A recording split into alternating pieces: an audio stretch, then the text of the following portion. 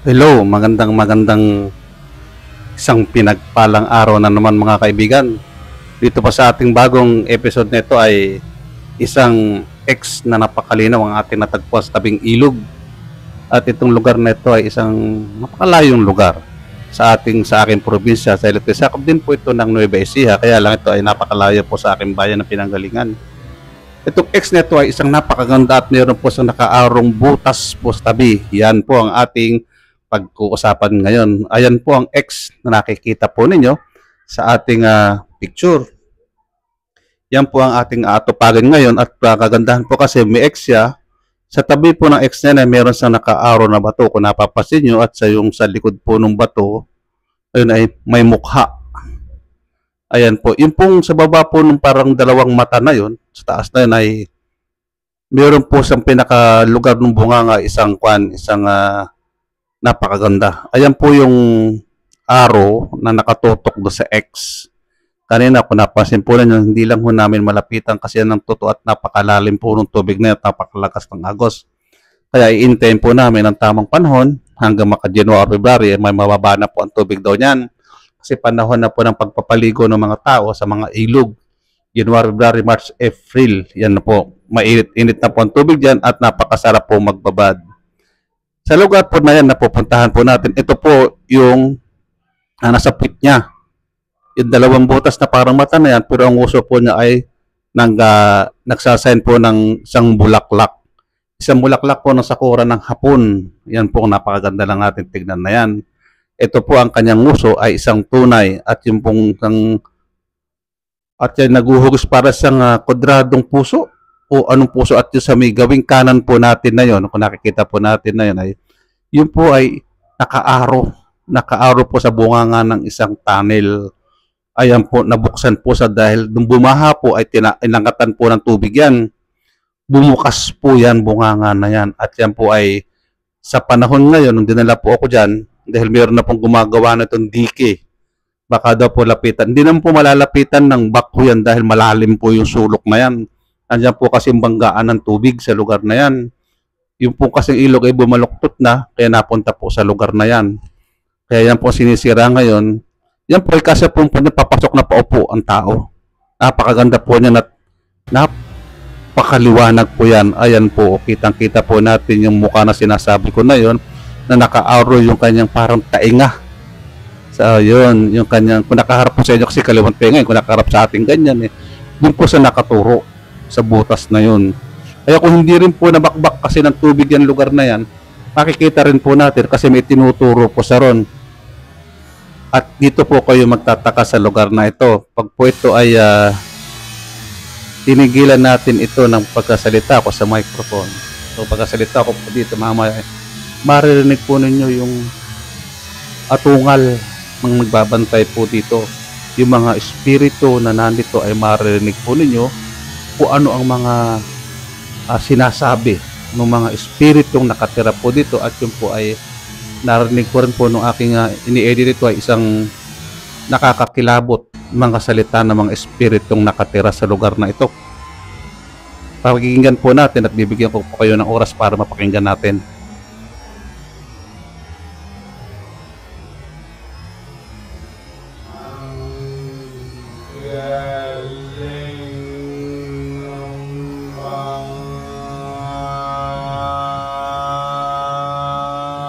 Nakakakilabot po mga ungol nila dito para sila humihingi ng tulong.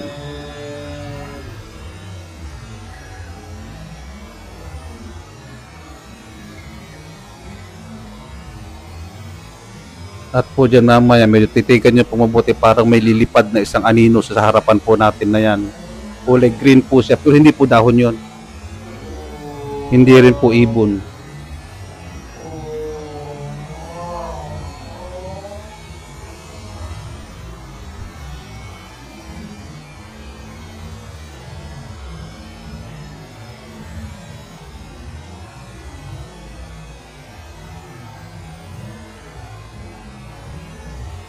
Dito po sa mga sandaling pong ito ay ako'y kinikilabutan na. Kasi ito ay talagang napakalakas po ng kanilang pagdaing para silang nasasaktan na hirap na. At meron din akong konting naintindihan dito na parang kunin nyo na, ayaw ko na.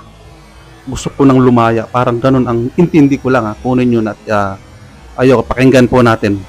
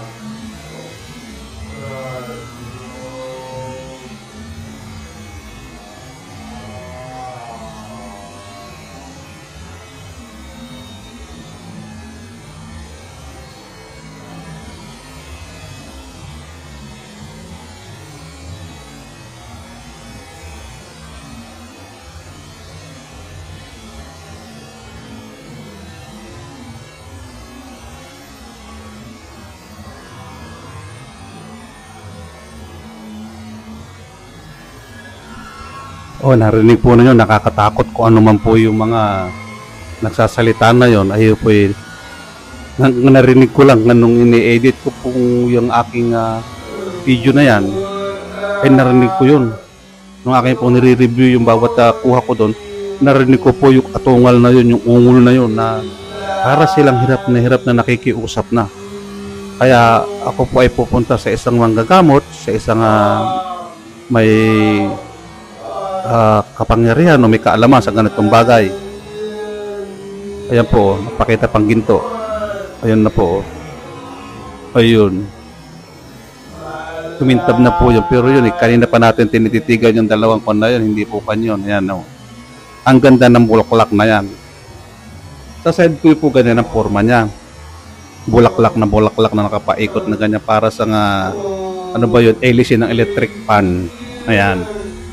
Pero kapag po yan ang ating tinunton, hindi po ganun ang kalalabasan yan.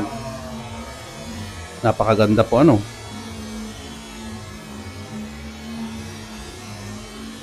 Hindi lang po namin malapitan mabuti dahil napakalakas nga po ng agos sa lugar na yan. Pero pag po tinitigan natin mabuti sa malapitan yan, hindi ko lang po kasi na-zoom itong aking camera.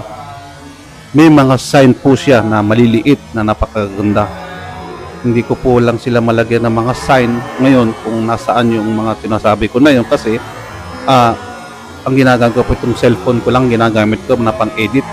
Hindi ko po magamit yung aking laptop dahil wala po akong wifi. Ay pong gumana no. Kung nagtataon po sana at buo yung ating wifi ngayon ay maganda po sana pagkaka-edit na gagawin natin para lahat ng mga sign na maliliit o malagtandang sign na mga aura na nakasulat dyan ay maituturo po natin isa-isa. Hindi po katulad ngayon na mahirap po na i-edit kasi cellphone lang po ang gamit natin. Ito po kasi ay isang tunay at napakagandang sign. Ayan po ay may tunnel na, mayroon na siyang naka-arrow na nakaturo sa pupuntahan po natin.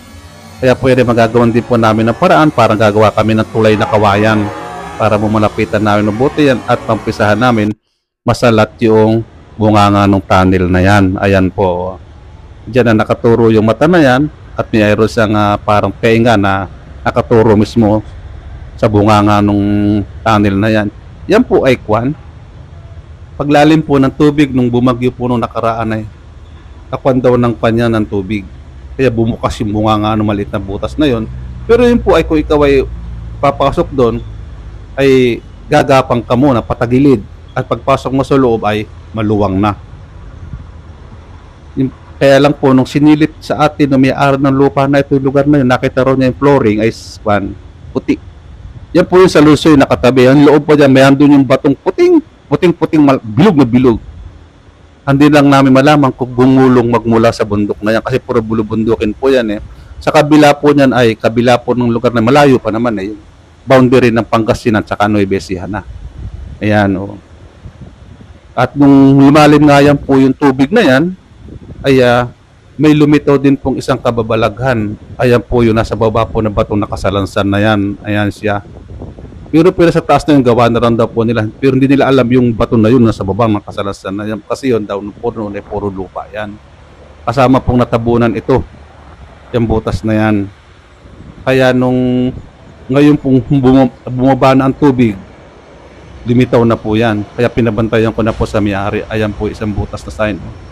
Hindi ko lang po kasi mukhang sa ating edit kung nasaan silang lahat. Pero total, mali na naman pong mata ninyo at magandaan yung paningin. Kayo na po ang titigin yan. At po ito ay 101%. Kasi po yung bahay na tinungtungan ko po dito habang nagbibideo po ako dyan, bahay po ng matandang hapon. Ang asawa po ay yung nanay ng may-ari ng lupa ngayon dito. Hapon po yung lolo nila. Asawa ng lola nila. At ito na, at tinuro lahat do sa anak na lalaki kung saan nakalagay ang mga ginto dito, ang mga ibinuon nila. Ayan po isang sample. At tayo po ay pakasakali makahis na maganda sa tulong ng ating Panginoon Diyos Ama na siya nagbibigay sa atin ng kalakasan at nagtuturo kung nasaan ang ating hahanapin na nagbibigay ng magandang gabay upang sa tayo ay walang masaktan o madisgrasya sa atin.